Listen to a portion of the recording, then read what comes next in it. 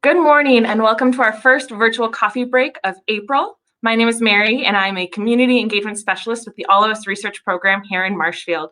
We are so happy to have you join us today. As you may or may not be aware, April is Autism Awareness Month, so we thought it would be a great time to highlight a community member that is really working hard to make communities safer and more inclusive for people who have autism. And that's exactly what our speaker, Harry Dolan, has done for the last 17 years. And he will be the first to admit he's not an expert on the topic or has any medical background, but he's just really compassionate. He's the father of a young man that has autism, so this really just means a lot to him. And I'm very happy to introduce you at this point to Harry Dolan. Good morning, Harry. Good morning. Good morning, Mary. Thank you for that introduction. Yeah. We don't have much time, so I'll just get right into it. Today, I'm going to talk to you about the work that I've been doing, training people for autism encounters. Now, most of my audiences are police and firefighters, but I speak to many other audiences too, such as teachers, social workers, nurses, what have you. So I'm going to go into a bit of that today. I'm not going to give you the actual presentation that I give. I'm not going to talk a lot about autism. If you'd like a talk on autism, get in touch with me and I'll be happy to come to your group and give you the actual presentation. So today I'm going to be talking about a talk. Let's see. Okay, I hope that's the only technical glitch. So while, as Mary said, she's absolutely right. My professional qualifications with regard to this area are none. So this first bullet item that you see here is probably the most important thing that you have to know about me.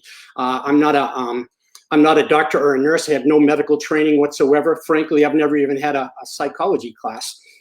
My background is in the physical sciences. I have advanced degrees in physics and nuclear engineering. I worked in the supercomputer business for many years. My experience with autism comes on the job, so to speak. I raised a young man with autism. And in the autism community, we like to say that autism is a diagnosis that you get without an owner's manual. And it's a sad fact. Back when we got our diagnosis many years ago, it was pretty much a good luck and then go figure it out on your own. So my wife and I did a lot of research. We learned a lot about autism and we enjoy sharing it with others.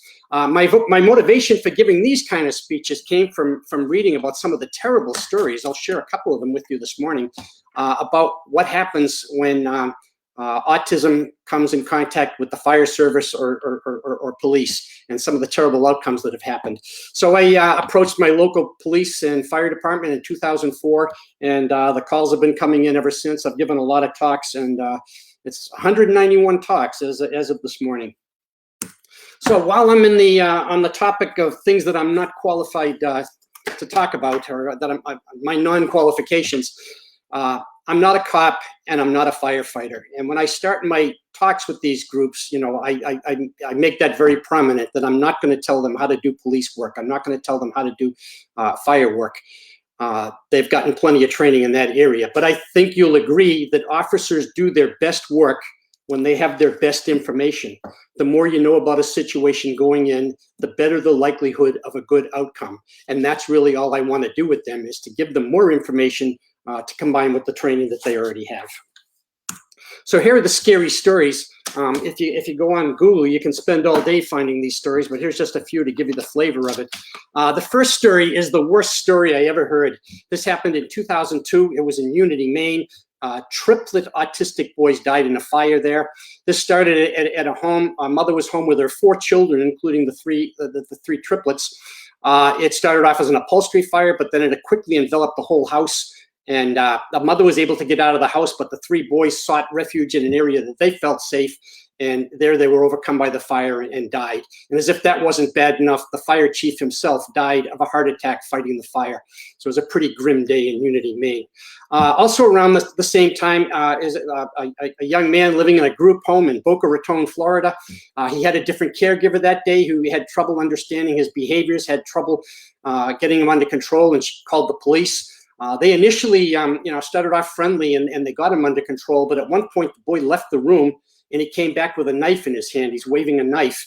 The officers felt threatened, ordered him to put the knife down. He did not, and they shot him and he died. And this story, even though it's an old story, has happened over and over and over again, frankly, due to a misunderstanding. I wasn't there. I don't know what happened in that case, so won't be able to explain any more than that. And then I'll just skip ahead to the last story, because this one happened right here in our own county of Wood in 2007. A young 7-year-old named Benji Heil left his house. He was lost for 4 days. They searched for him, and it involved, dozens of agencies, many volunteers, hundreds of volunteers. And then after 4 days, they found his body. He had drowned in a nearby pool. And I have more to say on this one coming up. But this, I think, will just give you the general idea of why autism is important in understanding how to deal with situations like this. I'm just going to rearrange my slides here a little. This slide's a bit dated. I used to start my talks off with this when I started with the police in 2004. Back then, a lot of them showed up at the presentation, wondering, why am I even here? What's autism got to do with law enforcement? What's autism got to do with the fire service? Well, all you have to do is look at slide item number 2 there. Autism's characteristics can be misinterpreted. It can be mistaken for something else: drug abuse, alcohol abuse, non-cooperation, or what have you. And it's that danger is the thing that I'm trying to prevent. Okay, so what is autism? We haven't said anything about that yet. Let's start off with what autism is not. Autism is not a disorder that you can tell by looking at a person. Here, picture my sons taken a long time ago. You can see they look pretty normal. Well, it's actually the guy on the right. His name is Matthew. He's now 26 years old. He's severely autistic. He can't even look out for his own safety. He needs a one-on-one assistant all the time. He's pretty pleasant. Then the other guy, the guy on the left, he's now 24 years old. He's a university student, and I think you parents can probably appreciate that raising him has been no walk in the park either. But the important point here is that autism can only be distinguished from its behaviors. You can't look at it and say, oh yeah, there's an autistic person. So what is autism? Well, it's a neurological disorder. It's based in their bodies, and it affects 3 areas: communication, social understanding, and hypersensitivities. And when I talk about communication, I don't talk about the ability for me to just get in front of you and make words come out of my mouth. I'm talking about the whole process of communicating an idea from inside my brain to inside yours.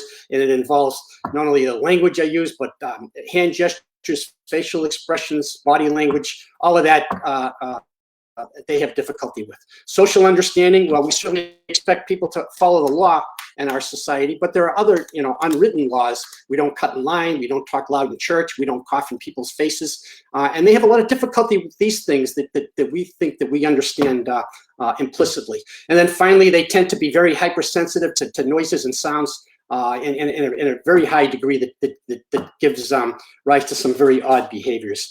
And I don't have time today to go into a lot of details on this. I really drill down on these things when I talk to cops and firefighters and how these different areas manifest themselves and how they might deal with it.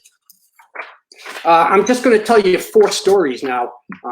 These are all good stories. These all have a good ending. Just to tell you where preparation goes a long way, awareness. This first one happened just outside of Chicago. This was at a hospital at Loyola University. The man in the middle, his name is Walker. He's a large autistic man. He's 6'3". He's generally very calm and very easy to get along with. But at one point, he had a paradoxical reaction to a drug that was supposed to calm him down. And instead, he ended up chasing his elderly parents around the house. He bit his mother.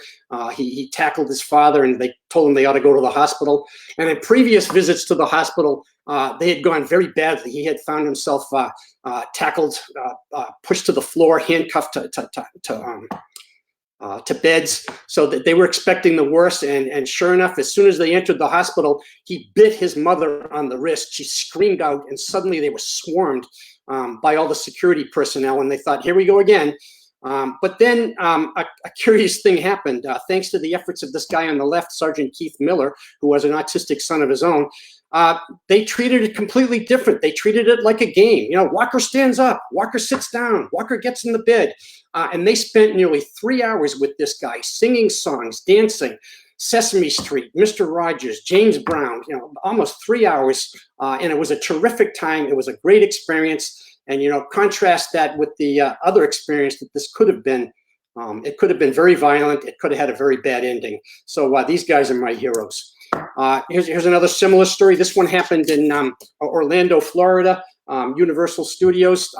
The guy on the left is a young boy named Ralph. His parents describe him as awesomely autistic.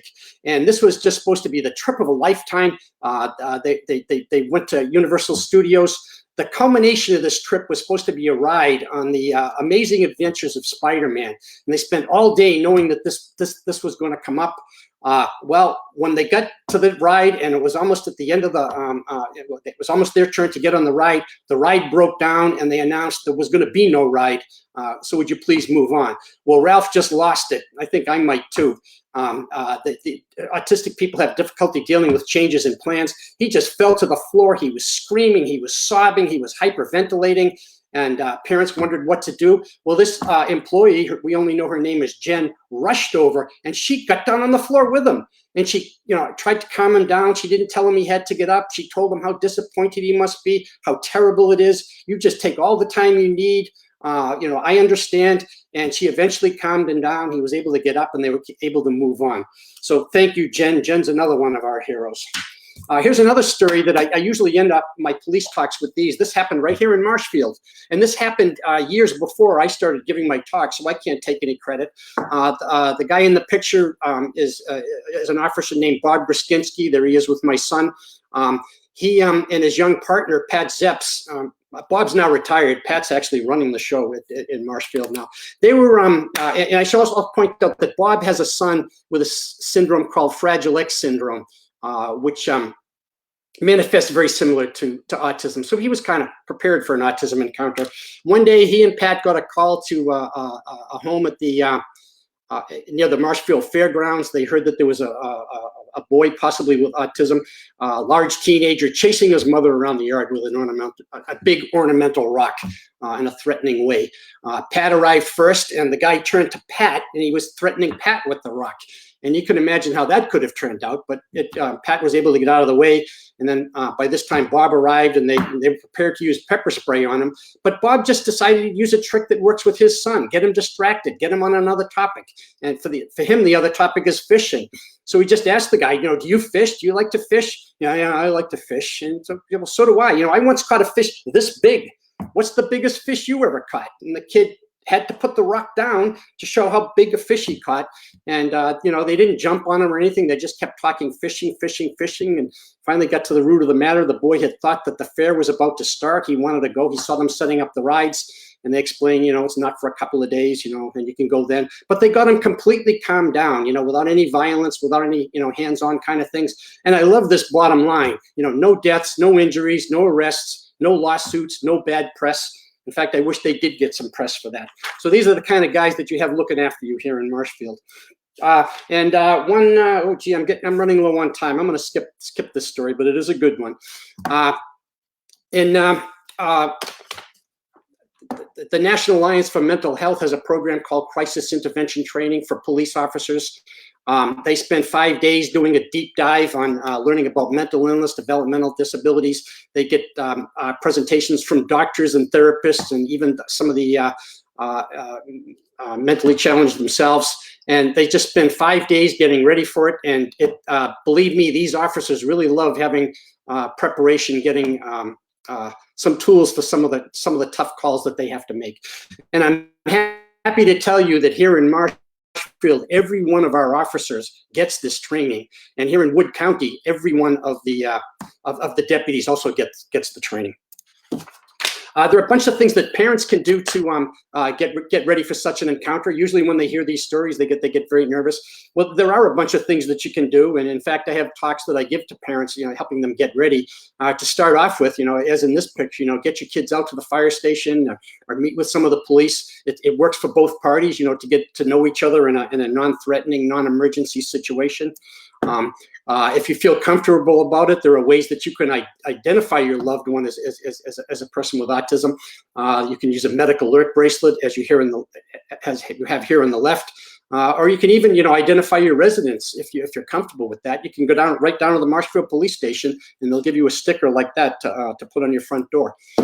You could put your information in the 911 database so that if there's ever a call in your house, they can know something about your loved one if you're not there to speak for him, or if it's a tense situation. And the officers, we hope, will be informed with this information, before they arrive. And there's a handout that parents can prepare. I won't go into these details here, but you can only imagine that if the kid ever goes lost, as Benji did, it'd be nice to have something prepared with all the information that that they're going to want to ready to hand out to them and ready to go. And we have copies of this all over the place. We have them in our cars, on our refrigerator. We had them in the school when he was in school. So it's good preparation.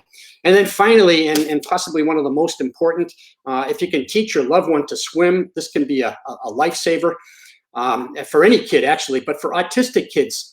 Just consider autistic. There's three things you got to know, and think about the boy in Wisconsin Rapids that went missing. They tend to be attracted to water. They tend to be great escape artists, and they can't swim, and that's a deadly combination. And drowning is a leading cause of death for people with autism. And so if you can teach them how to swim, this could be a lifesaver. Now, speaking of lifesaver, there's something called Project Lifesaver. This is international, but it's usually administered on a county level. It's been a great success here in Wood County as a result of the efforts of Sergeant Sarah McCormick. What they do is, people, Alzheimer's, autistic people that are prone to wander, they'll put these wrist transmitters on them, and if they ever go missing, they can use these radio locating receivers to find the individual. And as I said, it's been a great success here in Wood County. It's even more than one deputy can handle now. They've got over 40 clients at last count. If you need help you can probably just call anybody in Wood County to get started on it. If you have any difficulty, just give me a call. I'll help you get started.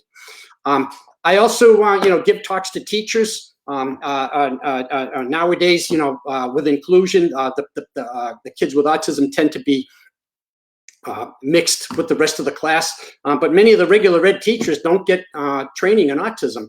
And I don't know if that's still true, but I help them when I can. I also like to give talks to some of the other people that are involved in the kids' education, such as the teachers' aides, even the secretaries, the lunch personnel, the janitors, everybody. They all know the kid. They can interact with them. Why not give them some awareness training too? So I do a bit of that. And then, gee, I'm talking fast here, but I think I can finish in 2 minutes. There's also a talk that I've given to medical personnel. As you can imagine, just routine visits to the dentist, routine visits to the pediatrician or doctor, require a bit of planning, require a bit of understanding, but they can be successful. Also to prepare for emergency room encounters, how would you handle those kind of things? There are a lot of successful strategies that I enjoy sharing with people. Where do these folks end up living, or where they end up working? It depends on their skills, but some of the lower functioning ones will work here in Marshfield at a place called ODC, Opportunity Development Center. My son works there. That's him in the green on the bottom of the slide. They help anybody with barriers to unemployment. They meet them where they are, and it's a great place. And I would say it's also a great place to volunteer if you want to learn more about autism. You want to learn. You want to go to a place where you can make a really big difference. I'd recommend you go check out ODC. And then finally, I want to throw in a plug from an organization that my wife started. My wife is a retired physician from the Marshfield Clinic, and 3 years ago, she started an organization to address one of the biggest missing pieces of the puzzle, and that's where these folks are going to live when they're done with school, when they're adults, when the parents can no longer take care of them. So she started an organization called Everyone Needs a Community, ENC, and it's to serve two populations, actually, seniors and people with autism. And she hopes to develop an intentional community with a lot of freestanding housing. The seniors have a lot to give. They want to still help people. The autistic people need to live in a place where the community understands them, so you don't have some of these bad outcomes that I just described. I haven't got time to drill down on the details of this, but I would strongly urge you to check out her website, and there it is on the bottom of the slide. So I'll end with this slide. This is one of my favorite pictures. My family used to like to do kayaking, and this is a picture of Matthew. I think he's probably about 15 years old when we finally were able allow him to get in a boat by himself. And, I'll just, I like to point this out to remind people that, despite all of the things I just mentioned, these people should not be looked at as problem people that have problems, things that we got to solve. They're humans. They're human beings. Look at Matthew's face there. Look at how happy he is. Look at the joy in his face. He's a human being. These folks are human beings. They can love, they can be loved, they can have a good life, and they deserve to have a good life. So let's not forget that. Here's my business card. If I was there in person with you, I'd be passing these out. If you feel that you know a group that would benefit from having a full talk on autism, I'd be happy to give it to you. So you can just take down my information there or get it from Mary later. And speaking of Mary, I think it's now your turn to talk. Yes, thank you. And I just want to point out, I will put a copy of all this information for contacting Harry in the comments. Oh, I was muted. Thank you, Harry. I will be sure to put a copy of all of your information in the comments as well later so that people can reach you no problem. So if they can't grab it now, I'm just going to hide it so we can chat. We do have a few questions. One of them is local here. So we have a viewer who's living in Clark County and was very impressed with all the things that Wood County's been doing. Do you know, or have you done any work with Clark County at all as far as any of your talks or some of these water safety devices? Yes, I have. The last talk that I gave happened just before the pandemic, so I gave it live. I spoke, all their deputies got it. It was well received. So yes, I did Clark County. As far as Project Lifesaver goes, I'm not sure. I'm not sure if they're doing that. Get in contact with me. I'll get in contact with them. I think they would enjoy hearing that people want to hear that service, but I don't think they've gone very far along with it. Sure. And I just want to echo some of the things we've heard from the viewers as well, as far as you and your experience. Lots of people saying that life experience is extremely valuable. So they say that you're very humble and don't want you to disregard how much knowledge you have and can share, and they want to thank you.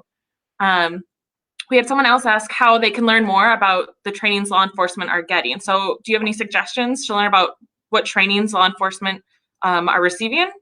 If you just went to Google and you typed in autism and police, it used to be that you'd get all these bad stories, but now you get a lot of stories about this type of training. I know of one other person in Wisconsin who's doing this training. Her name is Chris Lacey. I haven't seen her for years. Then, of course, there's me. Some states require it. Wisconsin does not yet require it. But I think Google will be your friend here. And then don't be afraid to get in touch with me. My website is down there. It's not a very it's not a very populated website, but at least tell you how to get in touch. Yeah, great. And you obviously brought this to the Marshfield Police Department at first, correct? That they're the first group you kind of reached out to. And how was that, as far as just being a community member and saying, hey, I want to share this with you? How did that go for you? Well, I heard the bad stories, and I didn't know the police that well, but I was good friends with the fire chief. He and I are both pilots, and we used to fly airplanes a lot. So he was very, very welcoming to me. So I started off with them, and then it was easy to approach the police chief and tell him something about what I've done. He'd actually heard about me, and they were welcoming. And I got to say, when I first entered, I first walked into that squad room, and I saw all these guys with their uniforms and their weapons and their grim expressions. And I thought, how are they going to accept this? But it was very, very well received. The way these guys put it was, nobody ever tells us this stuff, so they liked having the tools. So it's been very, very, very well received, I'm happy to say. That's wonderful. We're glad to hear that too. Someone else asked, does NAMI offer similar trainings for lay people? So police professionals? I don't know.